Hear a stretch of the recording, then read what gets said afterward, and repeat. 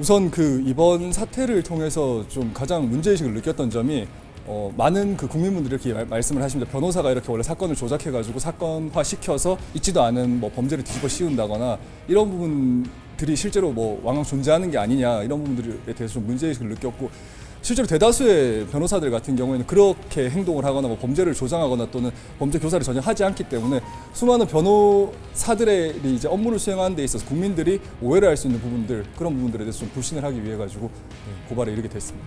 수사기관에 한 말씀. 지금 저희가 이제 고발을 해서 뭐 검찰에서 직접 수사를 하실지 관할 경찰서에 수사 지휘를 하실지는 저희가 지금으로서 알 수 없는데 저희가 지금 주장하고 있는 그 무고를 교사했다는 점에 대한 대화 내용, 메신저 내용이 강용석 변호사가 지금 사문서 위조 혐의로 대법원 사건에 계류돼 있는데요. 그 해당 대법원 재판부에 이미 해당 검찰이 해당 메신저 증거를 전부 다 확보해서 제출을 한 만큼 근본 무고죄를 수사하는 수사기관에서도 그 해당 메신저 내용을 확보하셔서 진위 여부를 꼭 판단을 해주셨으면 좋겠습니다. 안녕하세요.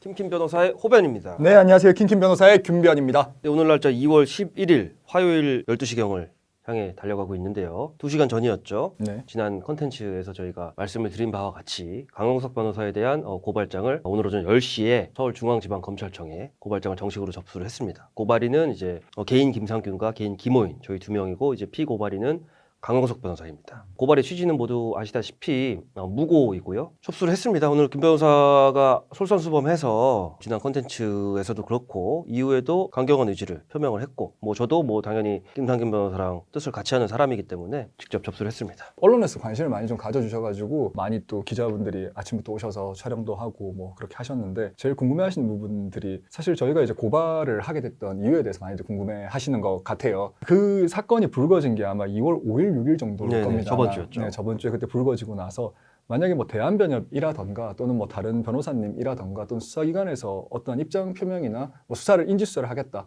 또는 뭐 누가 우리 뭐 변협에서 단체에서 뭐 의견 표명이 있었다면 굳이 저희가 나서서 할 필요는 없었던 것 같은데 이제 2월 7일 날 호변이 이야기를 할 때는 어떻게 보면 저희가 이제 주말 상간에 고민을 해봤을 때 이게 그냥 묻힐 것 같다는 느낌을 좀 받았어요. 뭐 길게 뭐 이렇게 뭐 보도가 더 이어지는 것도 아니고 사람들의 관심이 또 계속 되는 게 아니다 보니까 그러다 보니까 흐지부지 될 바에는 우리가 고발하는 게 맞지 않겠나 해서 이제 2월 10일 날 저희가 고발장을 작성을 해서 제가 작성을 하고 김호인 변호사님 또 거기다 또 추가로 내용을 하셔서 서로 계속 투수를 하면서 만들어가지고 그걸 가지고 이제 오늘 오전에 고발을 진행을 하게 됐습니다. 네, 참고로 저희 두 명 변호사뿐만 아니라 저희 주변에 한 10여 분의 동료 변호사님, 선후배 변호사님들이랑도 의논을 해봤고 사실 이제 함께 동참하고 싶어 하시는 변호사님들이 상당히 많으셨어요. 근데 이제 고발장에 이제 고발인이 많아지면 고발인 조사라든가 이런 부분에 있어서 혼선이 있을 수 있기 때문에 뜻을 모아서 저희 두 명만 이제 대표자로 이름을 올렸고요. 그리고 이제 한 가지 좀 정정보도 차원의 말씀을 드리고 싶은 게 있는데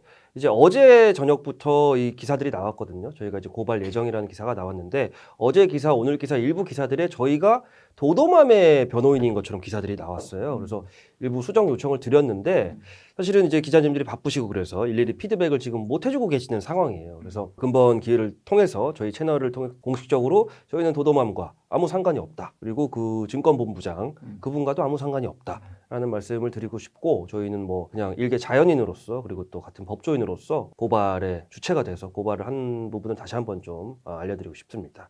그리고 저희가 같은 업을 하시는 많은 변호사님들 가운데서도 뭐 저희하고 뜻을 같이 하시는 분들, 저희가 알지 못하는 분들도 이렇게 뜻을 같이 하시는 분들 계실 것 같은데 저희가 굉장히 도덕적이거나 이런 사람은 아닌데 저희 주변의 변호사들만 봐도 뭐 어떤 사건 자체에 대해 가지고 그 사건을 조작을 한다거나 뭐 없는 사건을 만들어낸다거나 수임료를 정말 받기 위해 가지고 뭐 없는 일을 만들어서 고소를 한다거나 이런 분들 그건 범죄이기 때문에 저희도 윤리교육이라든가 이런 부분도 철저하게 봤거든요. 어찌됐건 이 업을 할 때 정말 엄청난 사명의식이나 이런 건 없지만 그래도 정말 마지막에 지켜야 될 정말 그럼요. 제일 최소한의 그게 있잖아요. 그 부분 같은 경우는 저희가 적어도 법을 가지고 밥을 먹고 사는 사람들이기 때문에 최소한 법에 있어가지고는 준법을 하겠다는 그 의식은 대부분의 변호사들이 가지고 있기 때문에 많은 시청자분들이나 또 국민분들이 그 부분에 대해서는 오해를 안 해주셨으면 좋겠습니다. 대부분 그렇진 않아요. 네. 저도 그 말씀을 꼭 드리고 싶었던 게 많은 분들이 이제 댓글로나 다른 기사에 이제 포털 사이트에 올라온 기사 댓글에 변호사들 다 저러칠한 글이 달린 걸 보고 좀 한편으로는 마음이 아프고 또 부끄럽기도 하고 또 이제 법조인들에 대해서 가지고 있는